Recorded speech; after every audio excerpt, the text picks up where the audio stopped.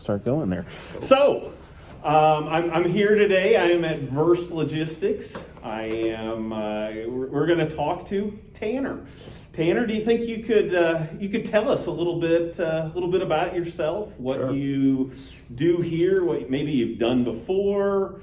I mean, just give us a little bit about yourself. Sure. So my name is Tanner Alexander. I'm from Ashland, Kentucky.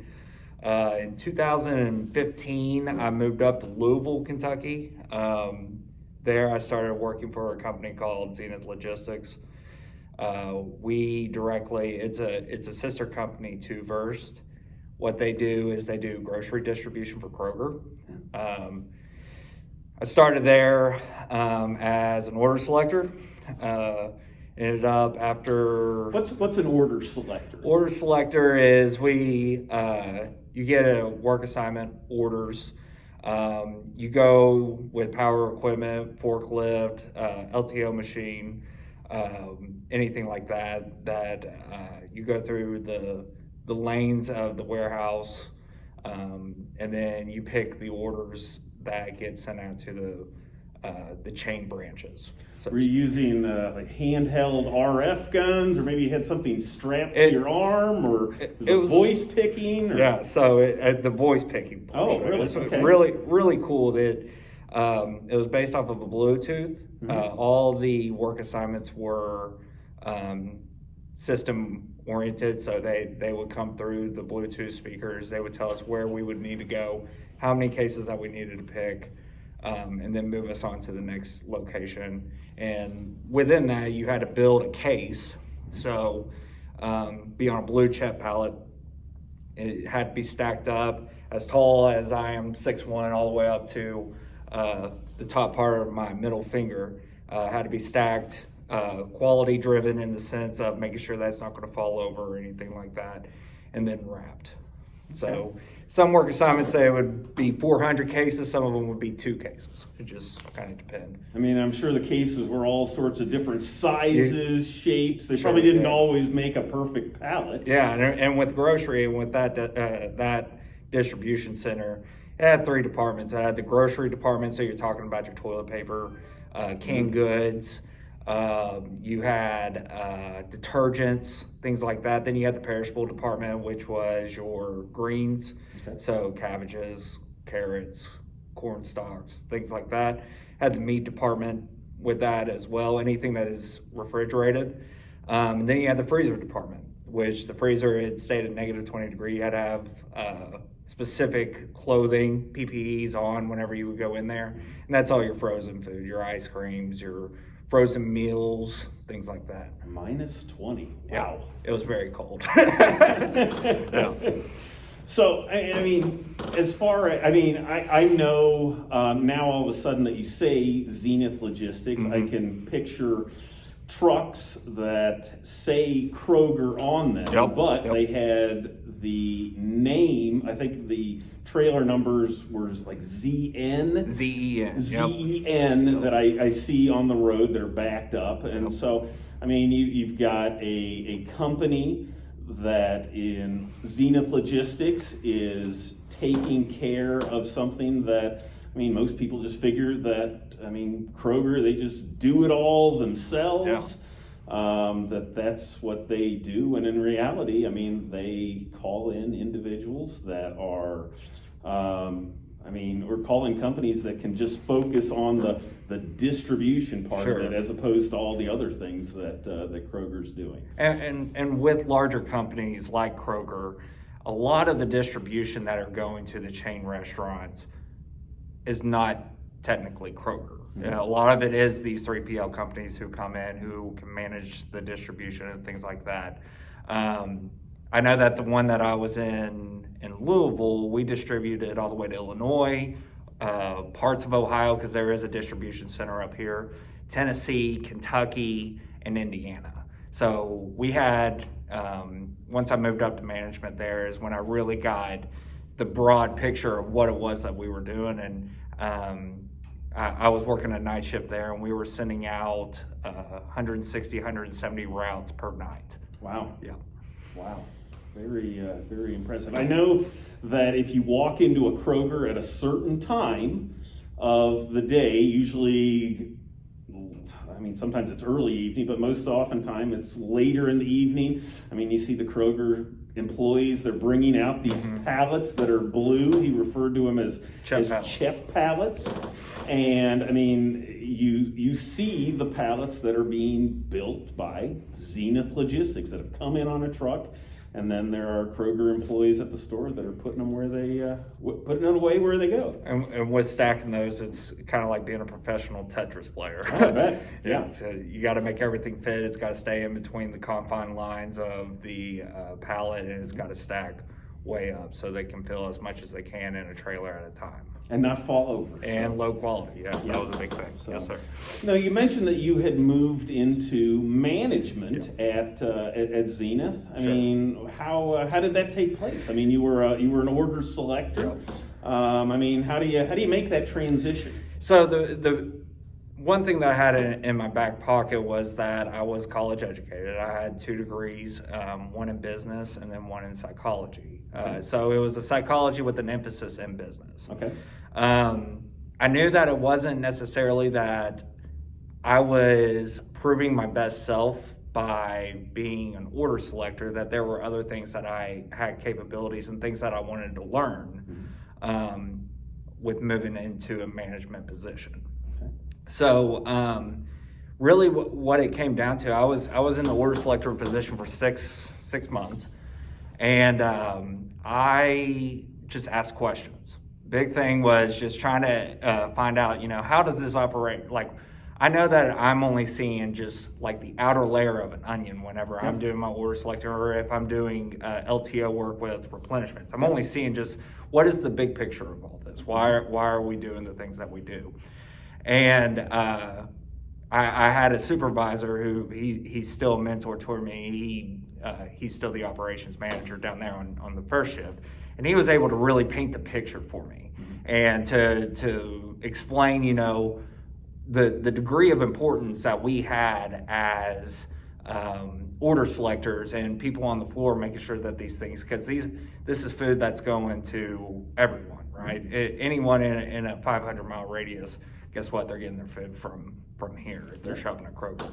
And so with me asking those questions and being intentful of finding out more about it, I got some recognition within some of the higher management, and a supervisor position for inbound opened up, and they called me off the floor and brought me upstairs and just kind of started asking questions about my story. Why was I in this department, or why did I go from being a college student to an order selector, or why, what is it that I'm wanting to do with my life? What was my 5-year plan? What was my 10-year plan? Yeah. At the time, I was just out of college. I didn't really have a plan, and I was trying to figure that out as it goes, and that ultimately led me to an offer to become a supervisor and oversee the second shift grocery inbound department. Oh, great.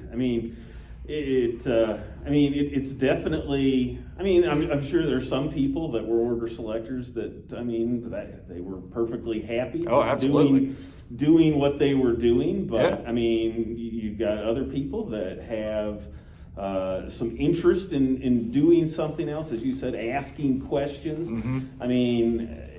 It's always, asking questions, it's just a good way to find out things, and if that's something that is, so no, that's great. Okay, so Zenith Logistics, how long did you work in supervisory types of positions there? So I started at the inbound. Okay. Inbound, you're bringing the freight, or bringing the different types of food, but then not even just food. Yeah. Bringing stuff in. Yeah, I worked in that department for about a year. Okay. There was an opening within the sanitation department, and this was not a position that anybody really wanted, because you were just cleaning up, like, anytime that ragu spilled out of the racks, you're the guy that goes to make sure that it gets cleaned up. And you gotta, with grocery distribution specifically, you have to hold a certain FDA standard when it comes to your warehouse. It's got to be very clean. And we're talking, in a day's time, you got 500 people coming in and out of that place. It becomes very difficult. So it wasn't really a path for that other people didn't want, but I wanted to take on that responsibility to potentially give me the opportunity to make that next step. Yeah, and I think that's important to mention, because oftentimes getting your foot in the door or doing something originally that you may not necessarily be 100% interested in. Sometimes you do things that you think might give you an opportunity later at that company or even later elsewhere. So, sometimes, I don't know. Yeah, everything sometimes is not going to be absolutely 100% perfect. I guess I've had that experience, but just be aware of that. Okay, sorry to interrupt there. No problem. And to what you're saying there, my dad he always raised us that if it meant taking one step back to get two steps forward, then I didn't want to say that. Yeah. The sanitation department I know was very exciting. Yeah, it was. It was really exciting whenever we would have the audits go on, the AIB audit. The sanitation groups from the government come in and they score you on your cleanliness, how you're, making sure chicken's not on top of beef, things like that. And that was 4 days worth of no sleep, just constantly cleaning. And that was the fun part of it. But with that being said, whenever we did have our sanitation audit, my team scored the highest score that Kroger had at that warehouse in over 25 years. And that ultimately led me to the position to become a shift lead supervisor. Okay. So whenever I moved to that position, I was running the show, essentially. Okay. It was more of a delegation spot. You're doing more of an operations aspect of it. Making sure that we're following, how many people that we have in each department to make sure that we get a job done in a specific time. Reading forecast to see, what has the trend been in the past years and what should we be expecting this year. Making the difficult decisions, so to speak, whenever you're looking at a warehouse as a whole and you just don't have the proper tools and to be able to get everything done, you got to make the decision on what's going to fall off the plate. And with that being said, being able to communicate between shifts to make sure that we get back up to par in the next following days, shifts, whatever it may be. Yeah. So the position requires you to be looking at maybe numbers to get a general feel for what it might be like, but then also at the same time, it requires you to be doing some strategic on-the-fly type of thinking that has you making decisions, maybe moving labor around here and there. So very interesting. Very interesting. It also, and just kind of the other elements that was involved with that, it was a union environment. So anytime that you wanted to hold accountability on associates or whatever it may be, there was always extra steps that you had to take, which the union world, I am completely for, just in the sense of making sure that the people, just from where I was an order selector at one time, making sure that they're getting taken care of and they're not looked at as necessarily a number system. Having those difficult conversations with associates that might be having a bad week or bad month or even a bad year, and when you say difficult situations, oftentimes you're talking about productivity on how well or how much they're picking versus standards. So you want to try and bring everybody up or get them all at the same level or to a certain level. That can definitely be a tough conversation. And the environment was special within itself, because Zenith Logistics was a very big second chance company. So you had people coming in with ankle bracelets on who are on home incarceration programs. You have people with serious crimes. You're talking to just a broad spectrum of different people with different types of pasts, and all coming into one building and having to mesh together to get a job done. So it was a really good eye-opening situation, just from being in a management position with that, because you did get to hear a lot of stories, and you get to see, how some people have completely changed their lives to provide for their families and to have some kind of self-worth about them after the terrible decisions that they make. I mean, that would definitely haunt anybody who has made a mistake in their past, and we all do, right? But to change that around and make it better was pretty awesome. Yeah, I think that one of the interesting things that a lot of times when you're working in the type of position that you were, I mean, you're in contact with so many different types of people. I mean, definitely hourly associates, there's a whole broad range of different experiences there. But I mean, at the same time, I mean, you're probably in contact with operations managers, facility managers, I mean, tours that come in, audits that come in. I mean, you're having to wear a lot of different hats and have different types of ways to communicate with those different types of people. Yeah, So, yeah. Great. So, Zenith Logistics, you're not there now. No, I'm not there now. So, back in October of 19, I got married to my high school sweetheart. Ashland, Kentucky. Again, Ashland, right? Kentucky, yep. Okay. And her sister, or both of her sisters and her mother actually lived in the northern Kentucky area. And from a young age, she did not have much of a relationship with them because they moved away. She stayed with her father. And she always wanted to have that opportunity to move back up north, or to live in the same area as them. And they started coming up and scheming. All three of them are like the best cooks that I've ever. The food that they make is unreal. So they decided that they were going to make a profession out of that, and they were going to open a restaurant. Oh, wow. So at that point, I get on the phone and I want to make this happen for my wife. And I call the vice president of risk management, Mike Hart. I say, hey, man, I know that Verst has to have opportunities up north. Is there any way that you could point me in the right direction or the right place that I need to go? That not only am I fulfilling my wife's aspirations, but I'm also putting myself in the right steps to be able to make that next step into higher positions within the Verst community. Now, Zenith and Verst, they're sister companies. Verst actually oversees Zenith and a couple of the margins, human resource risk management, things like that. I did not know that. Yeah, all my W-2s come from Walton, Kentucky, even whenever I was down there. And so being able to make whenever I was working for sanitation, I got introduced with Mike a lot and Jeff Grealish with human resource, and built on my professional relationship with them to be able to reach out up here to see what kind of opportunities they had. And he said he's got the perfect spot for me, and it was right here.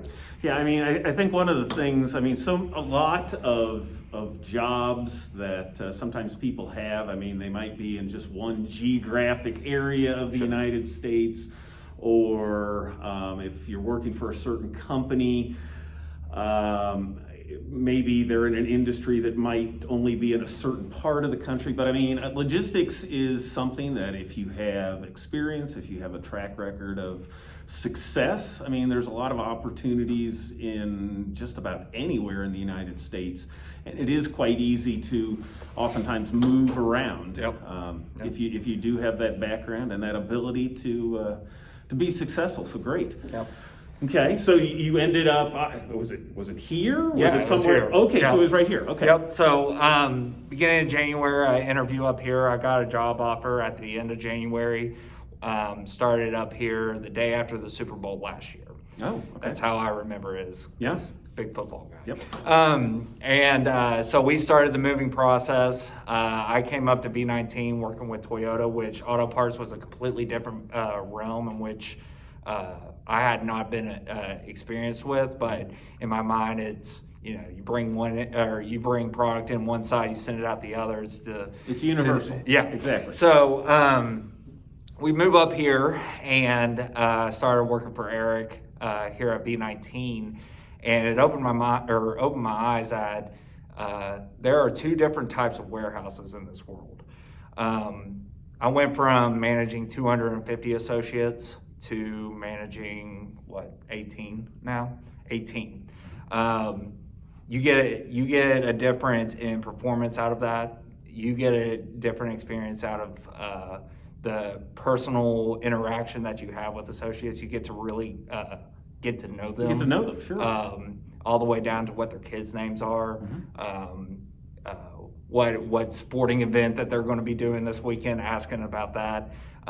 Whenever they're having a very hard day, you're the one that they go to talk to, and having those kind of relationships with them. So at Kroger with Zenith, it was based off of efficiencies. Lean. Everything you had to cut, trim, and if there was still even the slightest bit there, you're still trying to cut it down. It didn't matter if a product tipped over, if the amount of product that you needed to have in there was technically there, get it out the door as quick as possible. We'll fix it on the back end. Here, it's a complete opposite approach. We're very proactive. We have quality gaps that's built into our operation to ensure that when product gets to the place that it needs to go, that it is correct the first time, and they don't have to wait